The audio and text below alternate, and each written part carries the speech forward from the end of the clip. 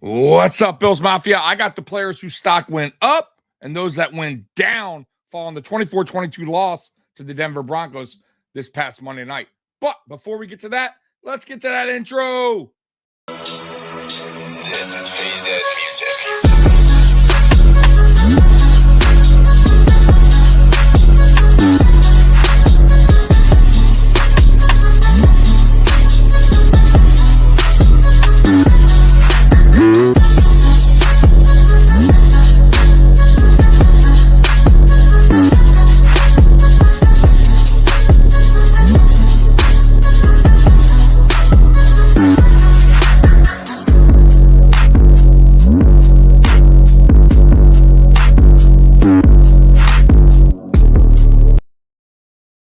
Welcome to the Mafia Sports Report. I am Tommy. Please like, subscribe, hit that notification bell because I always forget to tell you.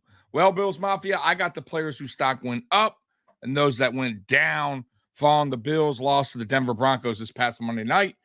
Guys, there's some players on here that stock went down that is very surprising. But hey, it is what it is. That's why we got the stock up, stock down every week following the Bills win or loss. But yeah, man, there's some players on here that you will be surprised on. And let's get this thing going. All right, stock up, stock down. Once again, thank you to Bills Wire for creating this article. All right, first up, stock up. Running back, Latavius Murray. Hell yeah. Murray had been relegated to bring the Bills' primary backup once Damian Harris went down with his injury. But Murray has not played well with his opportunities. That changed on Monday Night Football as he had his first signature performance with Buffalo. And as a result, he was a big reason that the Bills had a fighting chance in this one. Yeah, man. Listen, but I've been saying it all season long that Latavius Murray is a pretty damn good running back. And he's a change of pace running back. He's a bigger running back than James Cook. He's a guy that you should get in there early, break down that defensive line, soften him up so James Cook could get going. Because James Cook is not a power back. We all know this. He is a guy that is more of a finesse runner. He doesn't run well between the tackles. As the game goes on and the defensive line is starting to soften up, then yes, James Cook actually does well later in the games, as you notice. But when Latavius Murray gets carries early on, as you saw in recent games way back when we used them, you saw Cook had his best performances. So I've been saying it the whole time. Run Murray more early in the games. Have him soften up that defense. By the way, when Fournette gets called up, which hopefully it's this weekend, Fournette can do the same thing. The problem with Cook being in there early is, one, like I said, he just doesn't run good between the tackles. He's just too damn light. Okay, he's not like a Devin Singletary who could shut off some blockers, and he's also not as elusive as Devin Singletary as well. The one thing about Devin Singletary is he could always make the first guy miss, right? Like, you couldn't tackle him in a phone booth, right? That's what was a good thing about Devin. He just lacked the speed. James Cook has that speed to take it to the next level, but he lacks that aggressive style running like Devin Singletary had. He was a little bit bigger, wide body, or bigger, weight-wise running back. He also was a way better pass protector. That's one thing James Cook struggles in. He cannot pass pro. He's just bad at pass protection. So Latavius Murray, very good at pass protection. Leonard Fournette, very good at pass protection. They also are good out of the backfield at catching the ball. So they are playmakers. So having them on the field isn't like a liability. I think it helps this offense. So if I'm the new OC, which is, by the way, Joe Brady, I am definitely mixing them in, like having a three-headed monster at running back. Why not? Like, that's how I would do it.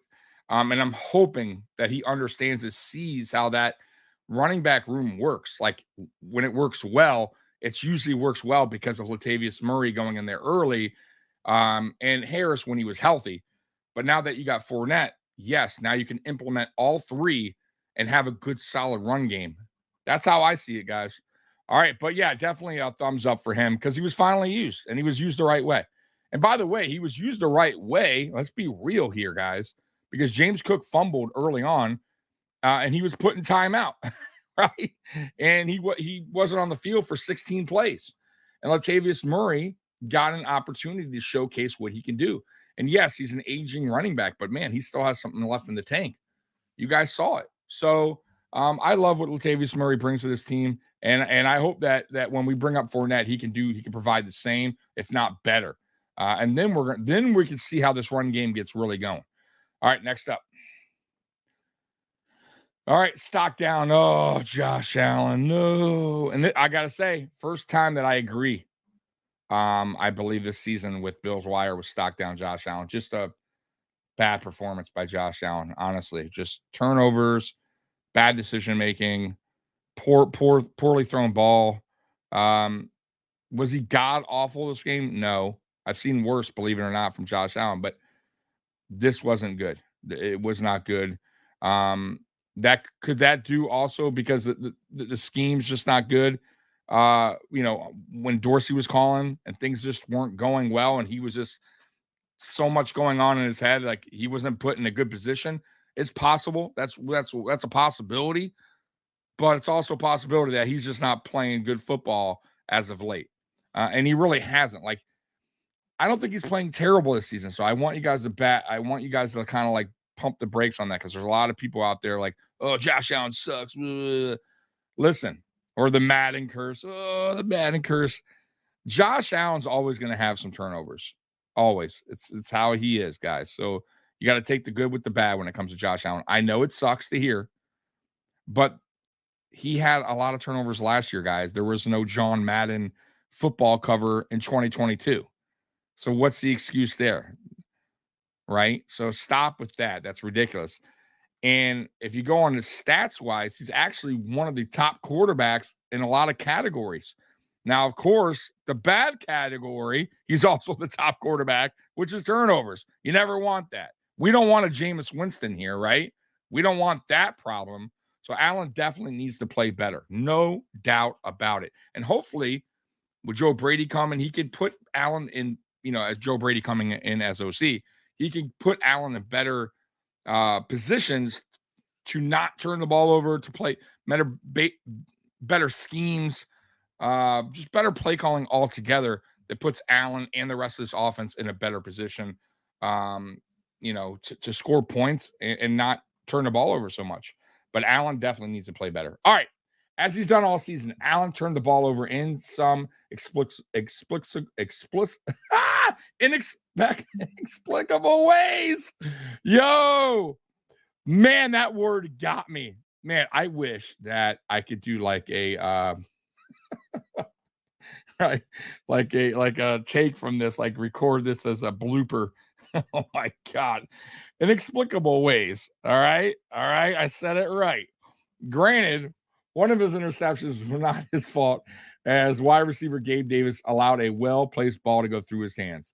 But other than that, Allen did not help the Bills in this one. His decision-making was all over the place and has been for a while now. Man, I'm off today, my game, guys. I am off my game today. I really am off my game. I can't read. I can't talk. But yeah, so I pretty much said what I had to say about Allen. I will say the receivers aren't helping either. Gabe Davis, I mean, bro, the ball is in your hands, bro, right here. Like, it's not. Listen, if that pass was high or to the side where it was a poorly thrown ball, I get it, right? I get that, right? It was he barely got his fingertips on it because it was poorly thrown and it was intercepted. Fine. I'll take that. That's on Allen. You got to put it in you got to give your receiver a chance to catch the ball. But man, my God, it was right there. It was right there. And it bounced off his hands and, unfortunately, interception. By the way, we were driving and it's points off the board. It's just not good. Momentum swing. So yeah, Gabe Davis, man, for a contract year, guy playing, for a contract year, hoping for a big contract here or somewhere else. I think it's definitely not going to be here. He is not helping himself one bit because trust me, when the offseason hits and free agency hits, you don't think other GMs are going to look at his film from this year and in the past to see all the drops that Gabe Davis continuously has every season since he was drafted? It's not good. And you would think that Gabe Davis would have busted his ass this offseason and corrected those mistakes. And he just hasn't. And his route running has been bad as well. So I don't listen, we're not signing him. I would be shocked if we sign him. So Gabe, man, I hope you start playing better because you're losing money each game that you play like shit. Just being honest. All right. Let's get to the next one. All right. Stock up. Terrell Bernard. As usual, Bernard was all over the field to come out with some big tackles over the course of the game and also managed to put some pressure on Broncos quarterback Russell Wilson as well. Bernard has been arguably the best player on Buffalo's defense ever since Matt Milano and Trey White went down with their injuries. Yeah. Listen, man, I nothing but respect for Terrell Bernard. I doubted him. I'm not gonna lie. You know, I'll eat crow on that. I doubted him going into the season that he could be the middle linebacker. But I was wrong. Clearly, I was wrong. And we got to give credit to Sean McDermott here, who made the right decision and didn't go with Dotson because he could have. Because remember, Bernard didn't he got hurt in training camp, so he didn't really have a lot of training camp, and he missed all of preseason. So Dotson was healthy. He got to do training camp, preseason. So did Klein. And so did Spector for the most part, so he got hurt at the end. But got to give credit to Sean McDermott for going, you know what? I just think Dotson's terrible, even though he's starting him now, which is mind-boggling. But he went with Terrell Bernard. And we didn't see much of Bernard his rookie year. You guys know that. But what we did know was he was a better pass coverage linebacker than Dotson, who's terrible at pass coverage. So it was a right decision. And Bernard's been balling out since week 1. So kudos to McDermott for making the right decision. And obviously kudos to Bernard for stepping up when his name was called and filling that spot beautifully. Like, man, this dude's been lights out. Nothing but respect for Terrell Bernard and what he's doing this season. All right, next up. Wow, here it is, guys. Stock down, wide receiver, Stephon Diggs. First time, and honestly, I never thought I would see this year. I really didn't. This is the first time this season that Diggs has made the list as stock down. But it must be said, after Monday's game against the Broncos, while Diggs was seeing some double coverage, along with Josh Allen having one of his bad performances, Diggs did not find many ways to make an impact in this one and was largely a footnote for Buffalo's offense. Yeah, he didn't do much. Let's see. He had 3 receptions on 5 targets for 34 yards. No touchdowns. It was a bad game, no doubt. And the Broncos, like many teams, are attacking Diggs, double covering him, taking him out of the game, or trying their best to take him, out of the game as a non-factor, really, and saying, okay, we're gonna double him up, we're gonna, play physical with him. Let's see what your other guys can do. Let's see what Gabe could do. Let's see what Dalton could do. Let's see what Sherfield. Let's see what Hardy can do. And teams are winning that battle. They're playing they're playing the right card. So, but yeah, man, I don't feel like this is totally on Stephon Diggs. Allen had a very bad game. But yeah, you got to put stock down because of the, just didn't do enough to help out the offense. Though, like I said, could have been double team, could have been you got to also give credit to their defense. Patrick Surtain is one of the best out there. You all know that. We talked about him coming to Buffalo in a trade. So it is what it is, guys. He just didn't have a good day. Good night, that is, Monday night. So, all right, next up. Stock up, tight end, Dalton Kincaid. Yes, sir. While Kincaid did not have any explosive plays compared to the rest of the receiving group, but like he has been since Dawson Knox went down, Kincaid has been a security blanket for Josh Allen in the middle of the field and outside of the numbers. Kincaid was able to consistently find holes in Denver's defense, and when Buffalo's offense finally got rolling, he was usually open. Man, Dalton Kincaid, man, it's too bad that Ken Dorsey didn't understand how to use them early on.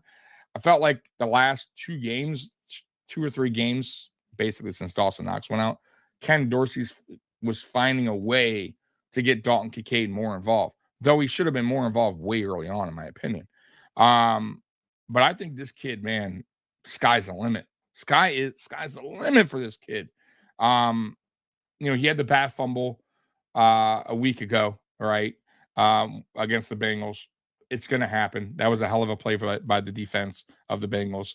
But man, he's sure-handed. He did drop one though. I will say he had a drop pass in this game that hit him right in the chest, right around the chest area, and you can't have that. You can't have that, and that's something he'll have to get used to. And by the way, Allen, any receiver tight end that comes here has to get used to Allen because Allen throws rockets, right? So you got to get familiar with the way Allen throws. But for the most part, he's been super reliable. So I'm not going to totally knock him from having one drop pass in that game. So I love what they're doing with them. Hopefully Joe Brady can get him even more involved in this offense. But yeah, man, Dalton Kincaid, look out for him. I'm telling you guys right now, he's going to be one of the better tight ends in this league years to come. I'm telling you guys that right now. All right, next up. Stock down linebacker Von Miller. God dang. I thought this was going to be the game, honestly, guys, that Von would have a sack, at least a sack, make some kind of impact because he's been playing since week 5. And he's not there yet. He's just not right. But I also understand, guys, he had his ACL injury on Thanksgiving against the Lions. So it's like it hasn't even been a year yet.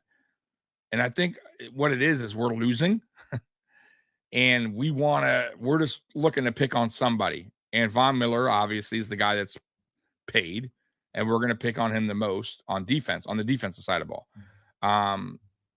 But I feel bad for the guy as well. Like I understand what he's going through, and he's just not there yet, guys. It's plain and simple. He's not there yet.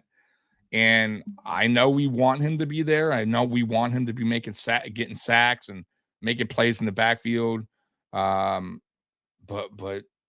we're just going to have to be more patient, guys. I know it sucks. I know you don't want to hear that, but that's just the way it is, man. Once again, Miller made little impact on the defensive end for the Bills. While the defensive miscues go beyond Miller, he did not do anything on the field that let anyone know that he was there. And unfortunately, it seems that he's regressing instead of getting better. I don't know if he's regressing, guys. I don't agree with that. I think it's more that he's just not there yet. Plain and simple. He's not back. Okay. Now I will question, is it a liability having him out there because he's just not doing anything?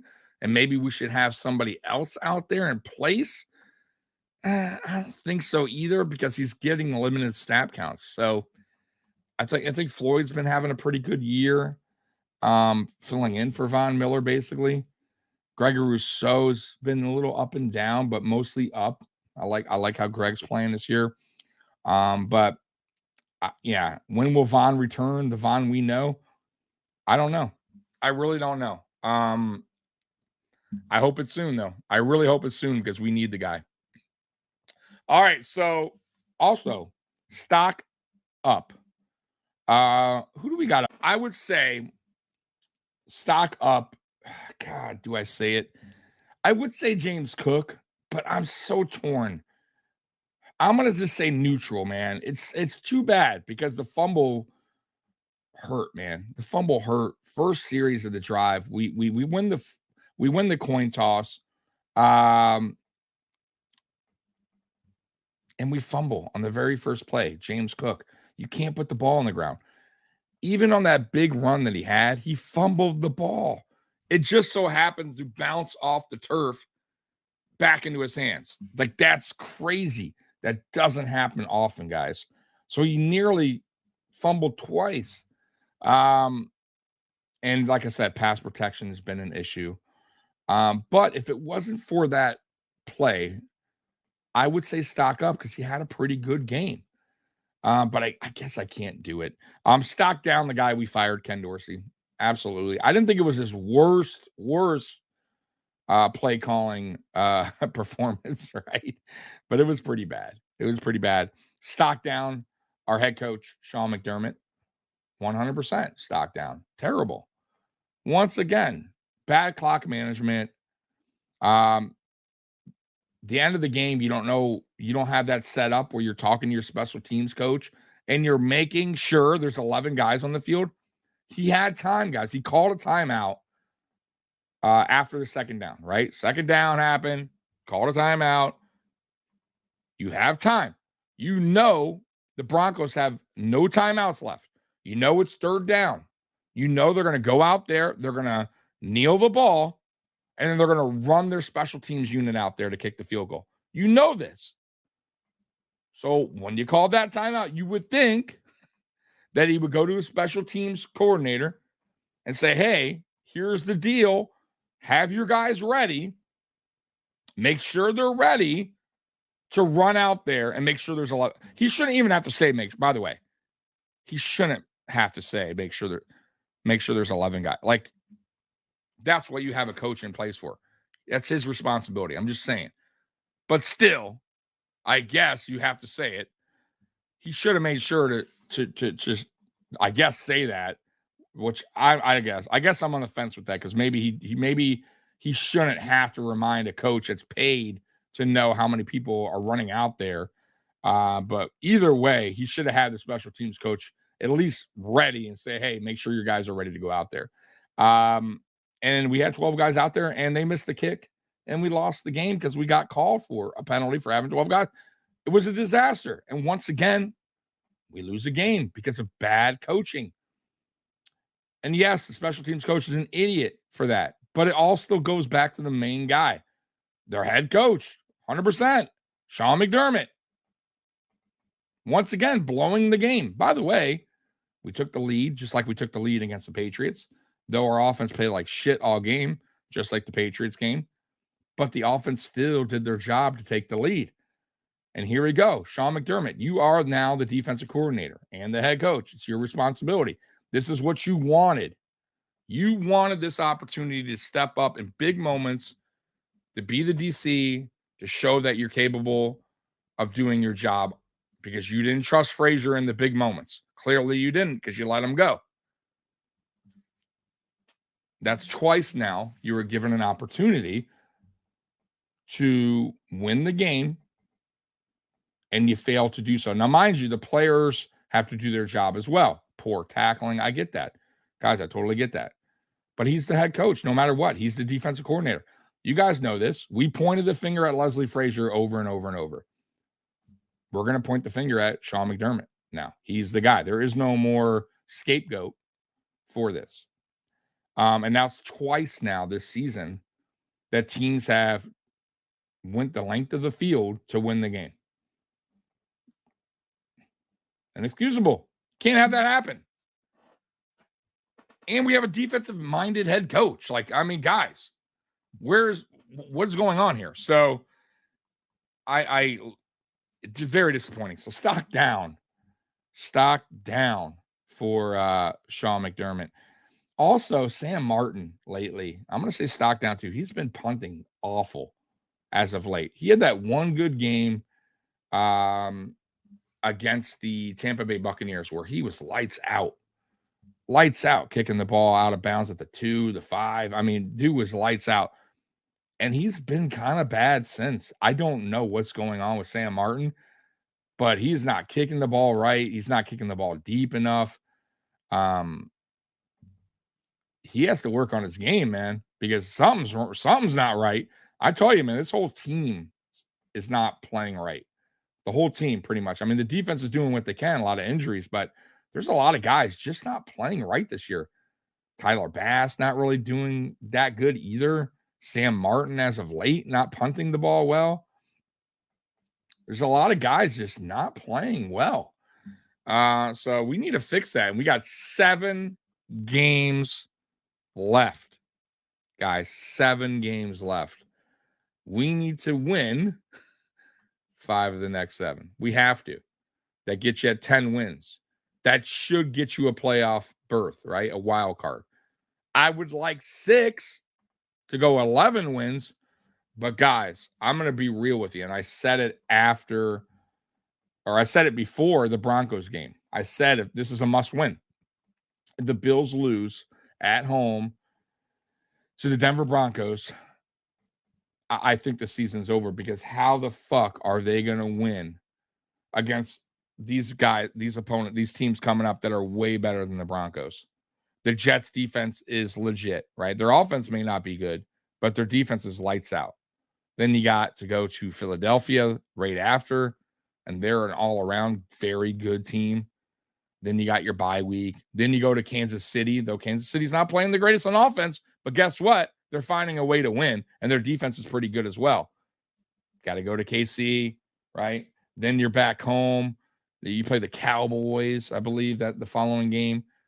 And then you got the Patriots at home, right? And then you got the Chargers, I believe the Chargers at LA. And I'm probably mixing it up. I just know LA's at LA. And then the last game of the season is at Miami. So, guys, it's a brutal schedule. And to ask this team to win at least 5 of the next 7, man, I don't know how they're going to do it. Like I said, we need a miracle. We need, I don't know, the football gods to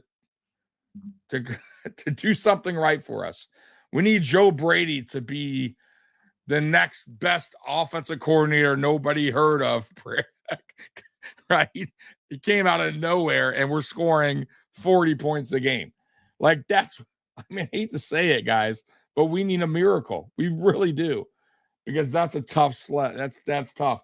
But like I said, listen, mathematically, we are still in it. We still have an opportunity to make the playoffs. Let's see what happens. I'll be here, win or lose, like I always am. And I'll be rooting for the Buffalo Bills, of course. So let's see what happens, guys. And anyways, Bills Mafia, I love you. And as always, go Bills. I'm out of here. Peace. And I'll play that outro. Why not?